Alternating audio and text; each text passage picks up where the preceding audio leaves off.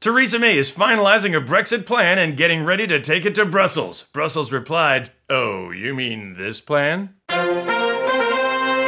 United States of Europe making fun of the EU the American way, and we've said from the beginning that Brexit will never actually happen because the Brits can't be that stupid. But, according to this British writer, there is no way back. A reversal now would amount to a national humiliation. In other words, what will the EU think of us? Don't worry, Britain. It's already pretty bad. In fact, the last time Britain announced a new Brexit plan, the EU Commission president said, "I have it right here," while holding up an empty sheet of white paper. But now, apparently, there may be progress on the thorniest of all Brexit sticking points, the Irish border.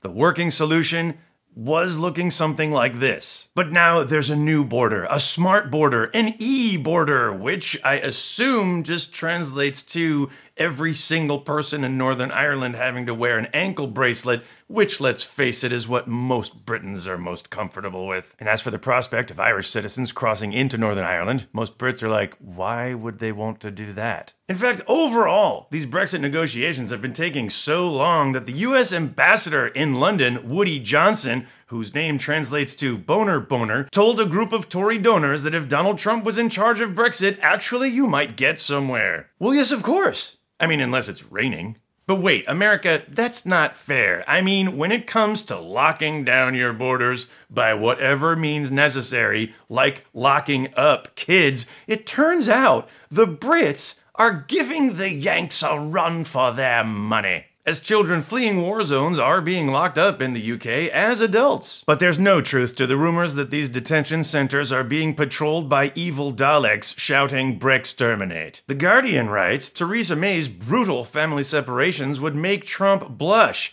which is technically impossible because his face is not made of a human substance. Recently, Theresa May's government even had success in deporting an undocumented immigrant from Peru, clutching a jar of marmalade and a suitcase after sitting there for 40 years in Portobello Road. Well, at least it's gone missing, and authorities assume it went back where it came from. Now, it's clear many Brits despise the idea of an open borders Schengen area. Maybe it's because it's been proven there's been a decrease in terror attacks since Schengen began. And something about terror attacks seems to bring out the best in the Brits, like this man escaping the Westminster attack while trying not to spill a drop of his pint. So right now, UK hardliners are doing their best to quash any Brexit compromise, such as Boris Johnson using his imaginary Iron Man powers to blast Theresa May's Chequers plan,